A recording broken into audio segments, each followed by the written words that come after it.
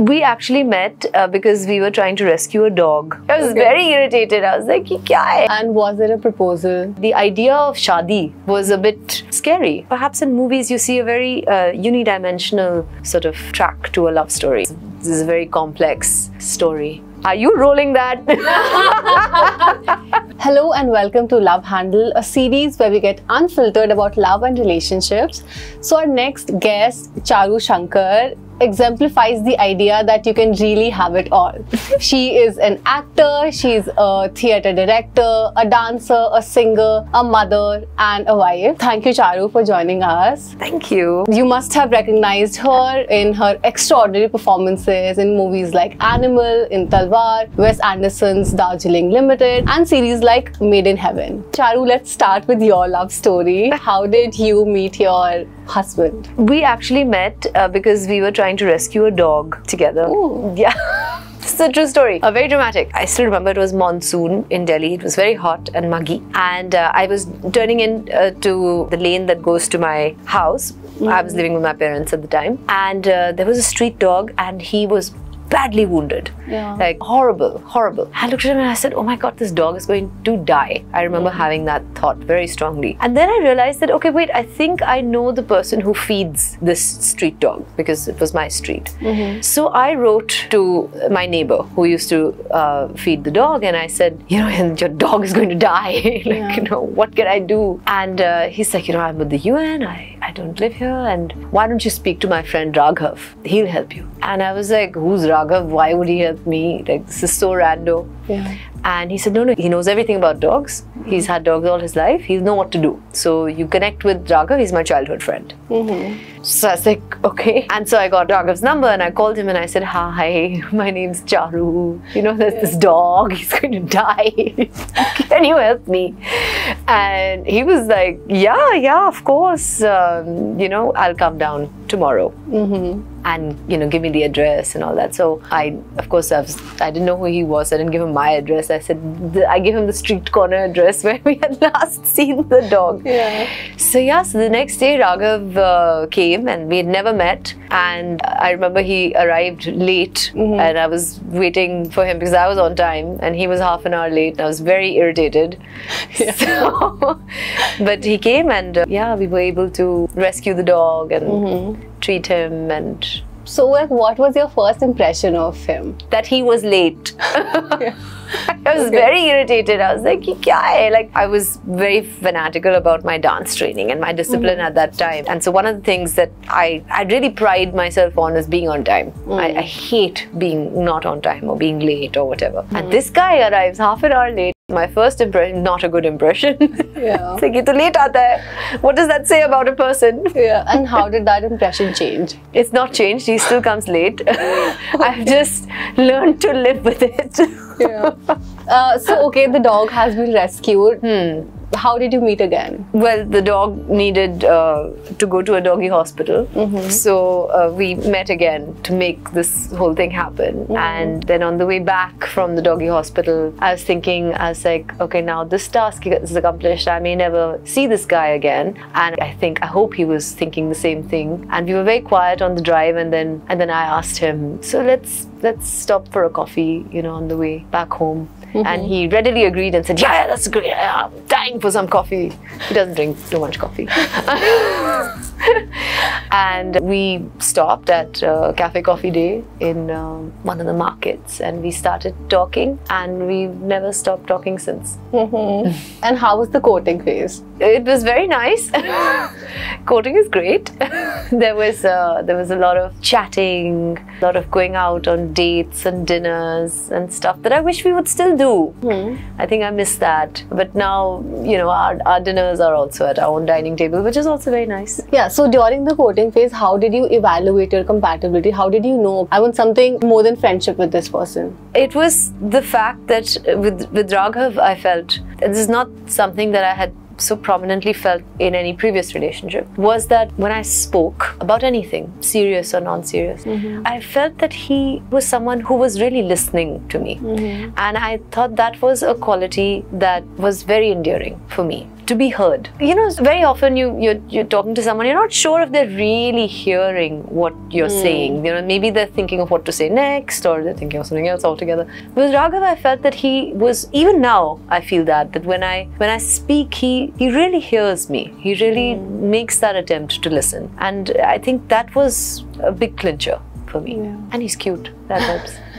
And was there a proposal? Like, how did he ask you to be his girlfriend? Well, that just sort of happened. Yeah, we just, like I said, we started chatting at the coffee shop about a day or two after we met for the first time, and we just didn't stop chatting after that. So we were just all the time. It was just too obvious. Yeah, it sort of became too obvious for anyone to ignore, including us. And I think at some point we went for a play together, and a friend of mine was there, and it just sort of came out that, oh, this is my boyfriend, Raghav, and she was shocked, and Raghav was taken aback, and even I was taken aback. I said, did I just say that? So I think that just sort of organically happened. And the question of marriage just sort of, came up. I mean, I think he was very, very sure that he wanted this to be something more. And what about you? Were you sure? I liked him a lot. But I wasn't sure how this would actually work out. I wasn't sure how my family would respond to this.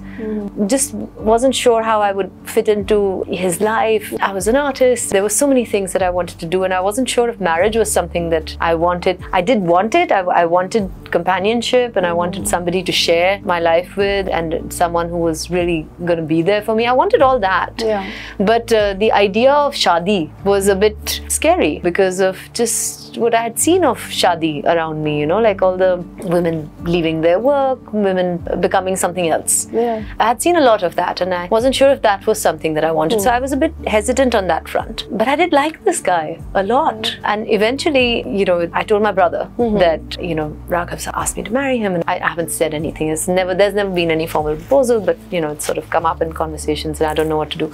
And my brother said, well, he's really nice, I think you should consider it. And that sort of gave me a little confidence. And I was like, yeah, but I don't know how daddy would respond. I don't know how. And he's like, how do you feel about it? I said, I don't know, I'm confused. So my brother thought about it, and he thought that this was a really good idea. He had a lot of time to spend with Raghav. Oh, okay. And he liked him a lot. So my brother told my father that, by the way, she hasn't said anything because she's not sure how you would respond. So just checking in, how are you going to respond, daddy? And daddy was like, acha, let's see. And my father is someone whose opinion I've always really trusted and gone by. And he's just somebody who I've always felt knows me perhaps a little bit better than I know myself sometimes. So eventually he was the one who said that, I think this could work, and I think you should go ahead and say yes to this guy. And then he gave me two very specific reasons for it. The first reason was that from whatever he had seen of Raghav, he said that Raghav comes across as someone he's confident, and there's strength in that confidence. That confidence is coming from somewhere very deep in his soul. And I was always somebody who was a little shaky when it came to confidence. I was not underconfident, but just shaky in my confidence. There's a difference. Yeah. So my father, and very correctly, realized that maybe having someone like this in my life would be good for me on that front.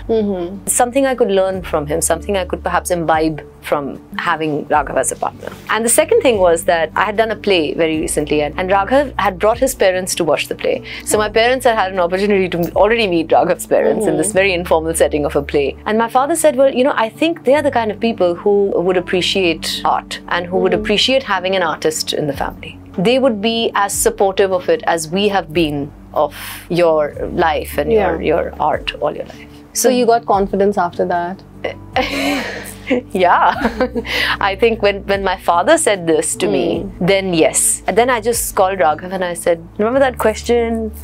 And he's like, what question? And I was like, yeah, And he's like, oh, that question? I was like, yes, the answer is yes. And by the way, I'm flying off to Switzerland to shoot a show. And so deal with all this, deal with the parents. I'll see you in 15 days. Bye-bye. And I went off to the airport and actually flew out to Switzerland, and leaving Raghav to meet the parents and get the parents to meet the parents, and that's our story. That's so amazing. And since your interests are, I think, very different, you're an artist, he's a techie. Yeah. Do you feel there are some values that really align? Yes, I did. And Raghav has an intrinsic sense of kindness in him, which is something I really value. For people and for animals, he's always been an animal lover, and that's something that I greatly value in him. He also told me something that I really liked about him. Raghav's father, he's no more now, but was very ill for a very long time. And so when we started talking about marriage, the question of where should we live came up. And Raghav told me, he said, what would you like to do? And I said, well, I'd love to have my own little house, and perhaps we could have a little one-bedroom somewhere cute, you know. I'd love to, like a barsati, I'd love that. And he said, you know, but my dad needs me right now, and it would be great if we could be there for him. That's what I would like to do. And this was something that I really admired about, that this spoke about him as more than, you know, what I already knew of him as my boyfriend. So these were the two qualities that really spoke to me, and I liked it. And once you got married, did anything change after that? Yeah. Everything changed after that. Marriage changes everything. I mean, suddenly from being your boyfriend, you know, he's your whole world. And I moved into my in-laws' house. That was a huge transition for me, as I'm sure it is for any woman. I mean, you just leave your own house, start living somewhere else, and start calling those folks mummy and papa. Like, it's tough. I found it tough. And also, they were living in a very different way. There was a farm. My father-in-law was an architect, and he had built this very different space. And there were dogs, and, you know, I mean, it was an entirely different way of life. But the good thing was that Raghav and his parents were so very open and so very embracing of me and everything that I brought to the table. So, for example, I'm a very fond non-vegetarian eater, and Raghav's mother's vegetarian, and for many years there would just not be any real non-vegetarian food being cooked in the house on a regular basis. But now suddenly here I was,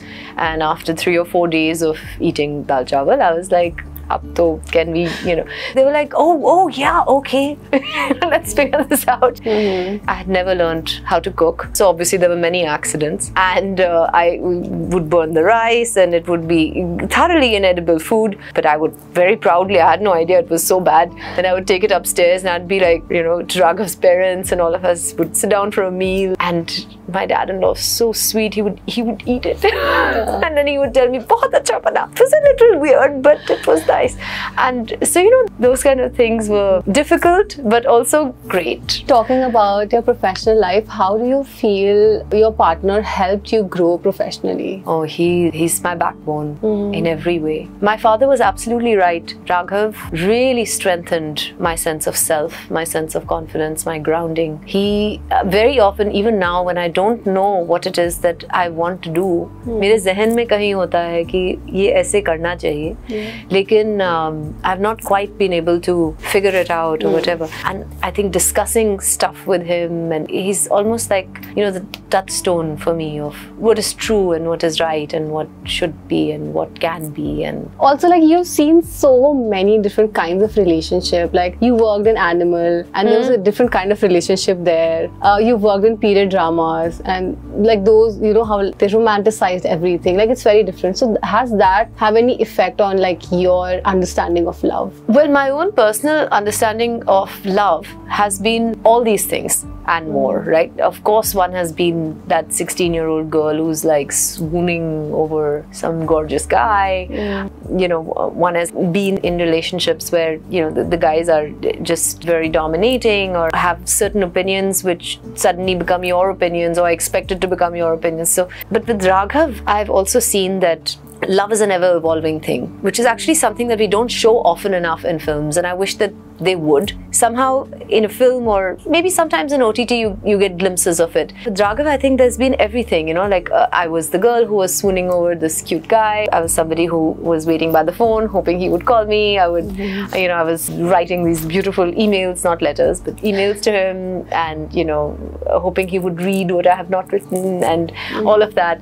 And then also the practicality practicalities of it, like the everyday running of lives and houses, and eventually now, you know, we're parents and we have this project of this 8-year-old boy who has to be brought up, and we're doing that together. So love has certainly evolved. I mean, and it can be all of those things together at the same time. Perhaps in movies you see a very unidimensional sort of track to a love story, but love stories are can and should be multifaceted. Is there a character or a love story that stayed with you or that taught you something? Yes. There's my show Siyaasat, in which I play Mehrunissa. Was a beautiful love story.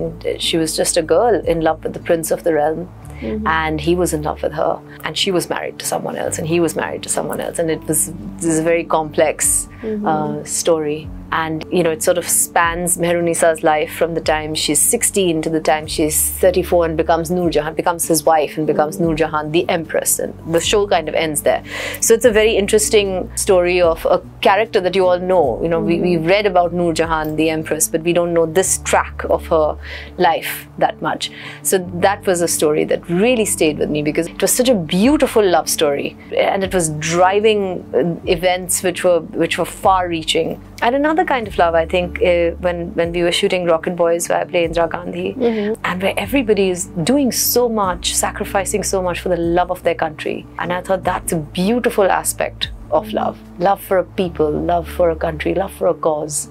That's very cool. You talk so much about like wellness. How important do you think self-awareness and like mental wellness is before you even enter a relationship? Yeah, very important. Because if you can't hear yourself, it's that much easier to lose your sense of self. So yeah, I think in a relationship it's very, very important to have your own sense of self. And that sense of self really does come from a space of wellness keh lo, ya usko meditation keh lo, ya usko whatever, passion keh lo, following your own passion, following your own heart, whatever it is that makes you you.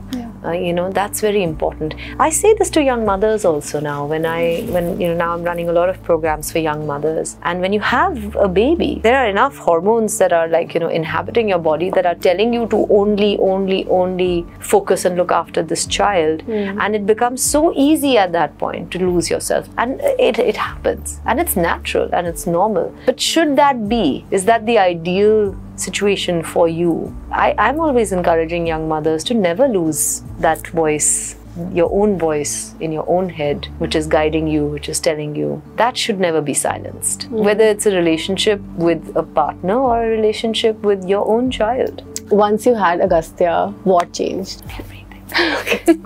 Yeah. My body changed. Because like your relationship with your husband. Yeah, that changed, of course. I mean, we were very carefree, you know, let's travel the world, let's blow up all our money kind of couple. And now suddenly we're like, we can't. You know, we can't blow up everything. No. We had to rethink everything. We had to re-strategize the way we were leading our lives. We had to reprioritize a whole bunch of things. I had to rethink my career. That was tough. What was interesting was what emerged, I think, because what emerged was suddenly not just your partner in crime when it comes to having fun and, you know, living life to the fullest, but your partner in crime and now taking full and complete responsibility of another life. And that was a huge shift. And you know, like, we had not thought about it before. It was just something that we had not thought would happen. And maybe there are not enough conversations about parenthood, even around us. Nobody said that, oh, you guys would be great parents. I mean, at the most, we would get, oh, you would have very pretty kids. But that's not the same thing, you know? Being a parent is a whole lot more. And there are so many things that you end up doing together that you had not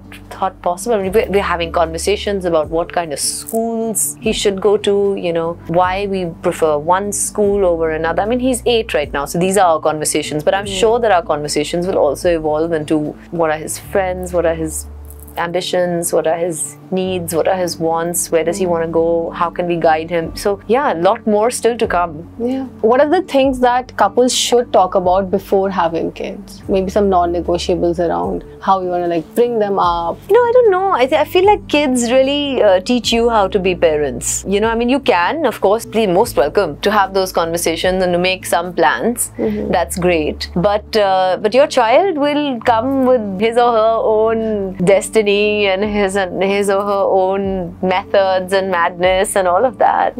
So they really teach you how to be parents. And my advice is always, the more open you are to what actually is, rather than what you imagined could be or would be in your head, it's better. Adapt. Be adaptable. And have you got any advice from maybe your mother or your father, somebody that you would like to like share with our audience? Well, both my parents and my grandmother. My grandmother was very instrumental in bringing me up. She did a lot for us. My parents were very ambitious people in their own fields. And I think what I learned from them, not something that they ever said to me, but just by observing them, was to not give up on my passions or my ambitions. To go ahead and give it a shot. If it doesn't work out, it doesn't work out. That's okay. But at least you give it a shot. And there's always a way around it. And touch wood, I've been very lucky to have have a lot of support systems around me. Raghav is super supportive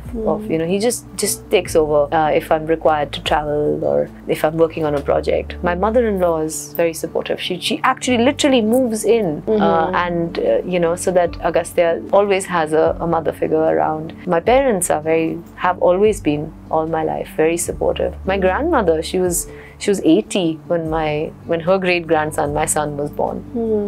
And she actually came up to me one day and she said, you should not think that you have to give up, your acting career. You go ahead, beta, and do whatever you want. I'll take care of him, just like I took care of you when you were small. And I was like, so sweet. So I've had lots of like amazing pillars of support in my life, and I'm so grateful for all of them. What's your favorite part about your husband? Like one quality? I do like his eyes. He has very pretty eyes. They're not quite green, they're not quite grey, they're just this very different colour, like a hazel. He likes to think they're brown, but they're really not brown. They're some other colour. I've always found his eyes very expressive. So I think that would be my favourite. And one quality? Is that even in the toughest of times, we have always managed to find something to laugh about. One thing that young people should keep in mind when they're looking for a partner. Guys, building a life with someone who's good looking is great, but that should be the bonus, not the main foundation upon which you build. I think the main foundation upon which you build a relationship should definitely be something that's important to you, something that you intrinsically know that you want. So I gave you an example, like I think my mother asked me why Raghav, and I said because he listens to me. I feel like when I talk, he listens. Now, is that really important to me? Not really, but it was just something about him that I really liked, and without even knowing that I wanted, I knew that was something that I wanted so much in my partner. Just to have the ability to talk and be heard was important. So find what it is that is important to you. You may not even know it, but you may recognize it. Let's do a quick rapid fire. Okay. What are your thoughts on situationships? What's that? What's a situationship? Guys, I'm a dinosaur. You have to explain all this. Like you're more than friends, but not there, and it's just, I think, navigating that whole territory. Oh, so exciting. Please try and enjoy it. Don't stress about it. Try and enjoy that moment, because situationship may lead to a relationship, may not lead to a relationship, but it will not be a situationship for very long. So try and enjoy it while it's there. So managing finances after marriage? That is definitely a conversation to be had before marriage. 100%. How are we going to do this? What's going to be combined? What's going to be mine and what's going to be yours? There are many responsibilities that come your way the minute you decide to make a life together or run a house together and definitely have children together, or other responsibilities that may fall your way, like ailing parents, is a big one. My husband and I have always managed separate finances, though we do have some combined resources and some combined bank. Of course we do. But apart from that, mostly we maintain our own accounts, and we have that, you know, this you take care of, and this I take care of, and we keep that separate. Now, I know that a lot of couples don't, but that's how we personally operate. I think definitely have that conversation. And for women, I would say be independent. And I say this to everybody, not just to friends, and I mean, I've said this to the ladies who work in our house. I have always encouraged women to have their own income and complete control over their own finances.